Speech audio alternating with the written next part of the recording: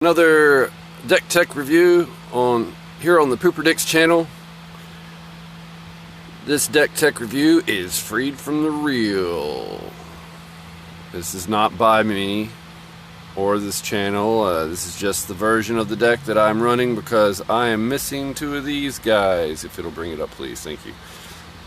This deck is really good. It's a combo deck, and the combo is pretty solid, and I've played it a few games now, and actually it can be a little slow if you don't get you need a mana drop every turn. That's the only bad thing about this deck. But if you get, because I only have two of these in the deck, I added a couple of the mana ramp enchanters to kind of make the mana.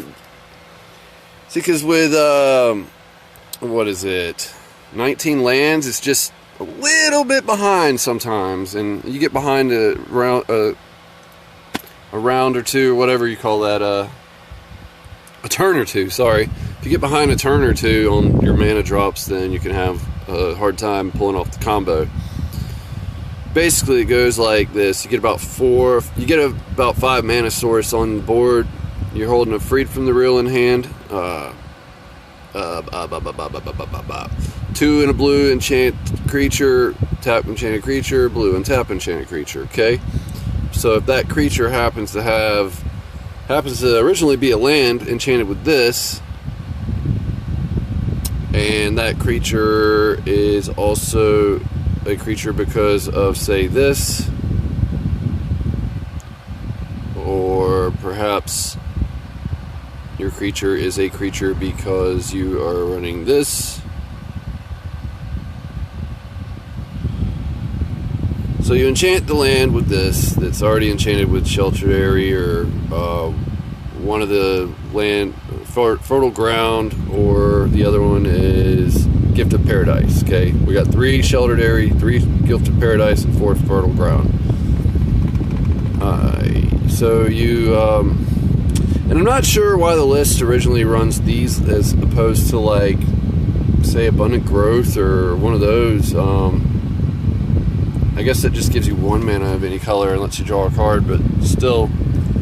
Anywho, so it's got 4 Impulse to dig, 3 Gigadrowls to dig, or was it Train of Thought that digs? I think Gigadrowls taps and Train of Thought digs. Yeah. So anyway, you make a infinite mana once you get this combo set up. I'll show you guys what I'm talking about here. This is a little button I like to push a lot. I'll show you how this works out. It's a really great feature on this website. If you've never been to tapout.net, I was just using it.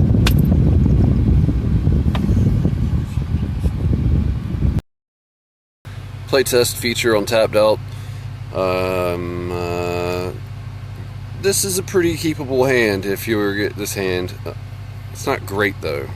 Start off with a Life Spark Spellbomb and hope you draw some mana so that you can play that Fertile Ground. But with the Life Spark Spellbomb, you can literally go ahead and draw that card first turn, which is what we will do for demonstration purposes.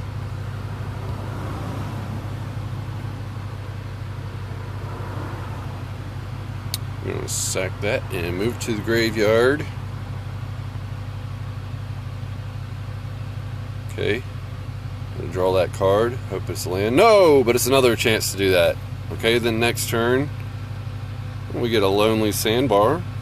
Bring that into play tapped and play another Life Spark Spellbomb. See, this isn't the greatest hand because, like, now I'm kind of almost want to keep it. Yeah, I'd keep it for a turn unless they're playing super aggressive. Cool, got the Wind Zendikar. Fertile Grounded up on one of them, on that Lonely Sandbar. And that taps you out for that turn. Next turn, go ahead and play a mana. You got 3 mana there, and use all that mana. You got 4 mana actually. Put the Sheltered Area on island. And use that Spark Bomb to draw a card. Yeah, it's not sliding down like I want it to. I have to manually move it. and my phone is like, what the hell are you doing? Why are you recording a video and playing Magic on your phone? This is not conducive to RAM. Okay, so yeah, so then we draw that card that we got, and we get another fertile ground. Whoopie freaking do. So the next turn, boom, we got a drop, pop, and chop, boom. Put that in the yard.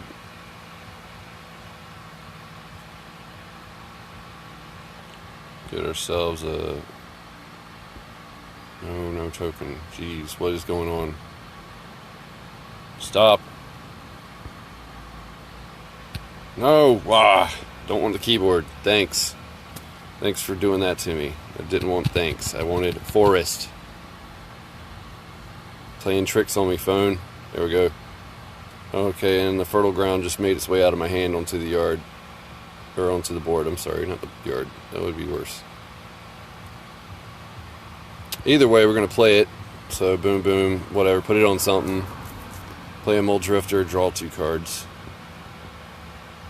There we go. Those are 2 cards we need. Pass the turn.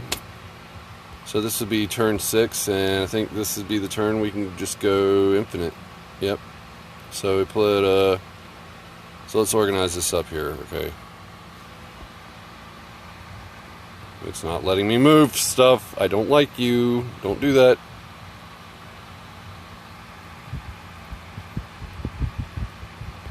Okay.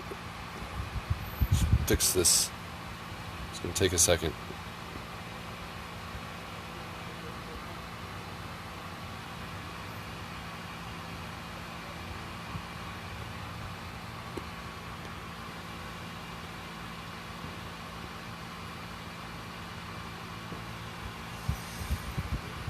I don't know if I actually had the mana to play the Mole Drifter, but I at least had the mana to evoke it. So either way, it got out, and I drew the 2 cards. And then this is, I guess, the following turn. Yeah, I don't know, whatever. Anyway.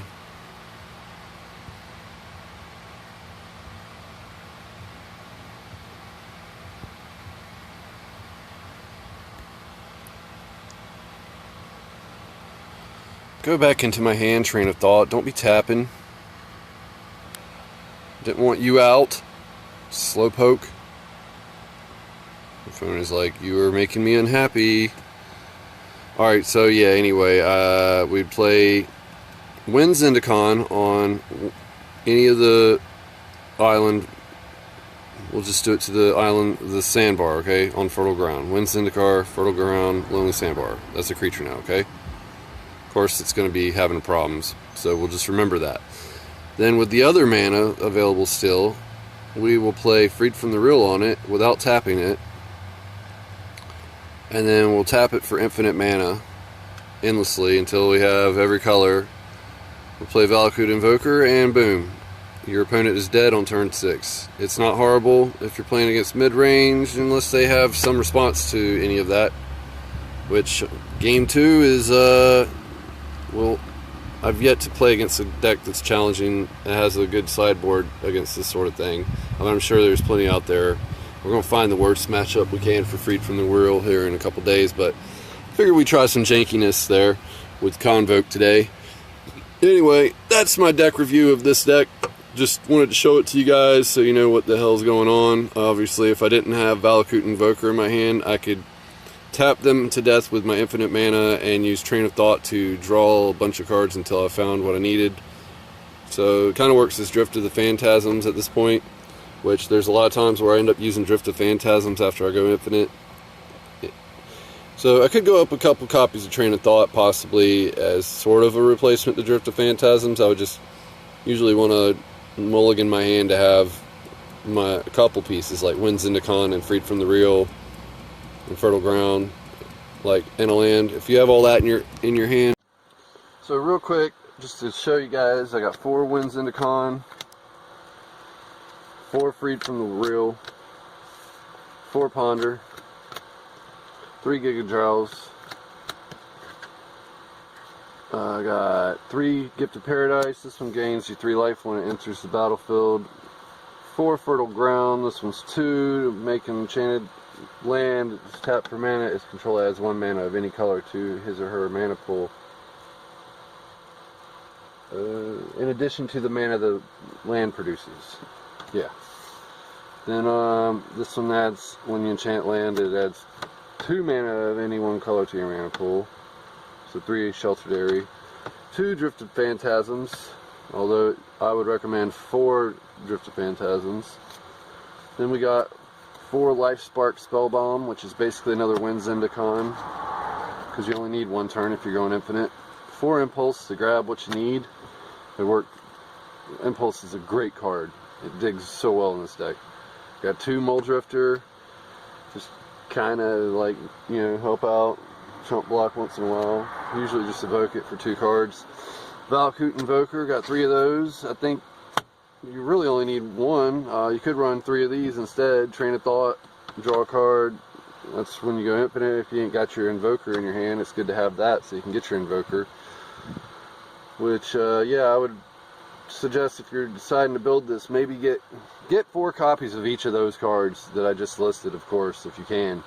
But if you can't, I mean, work around it like I did for Drift of Phantasms. Anyway, that's the main deck. I've already showed you how it works.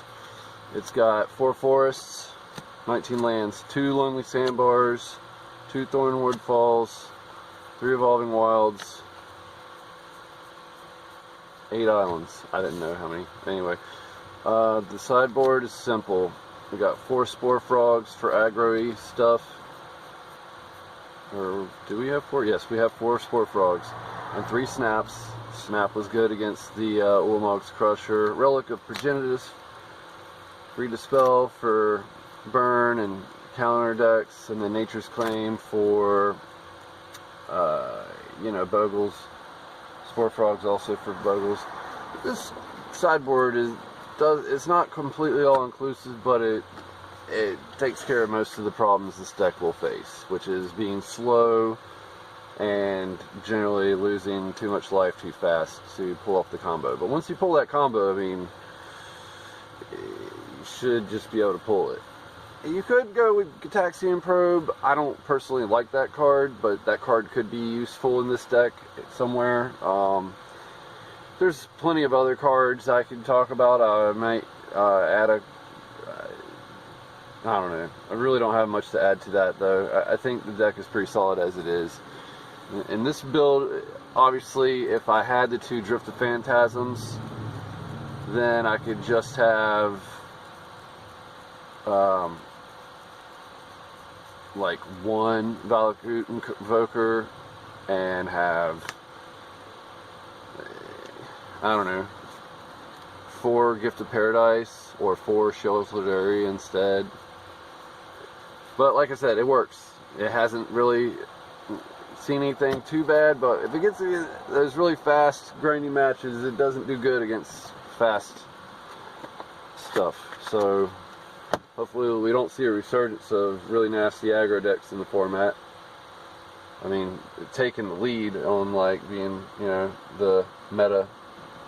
Right now the meta seems to still be sticking with Blue-Black Delver and Boros. Anywho, that's all I got for you. Ta-ta. Like, subscribe, share.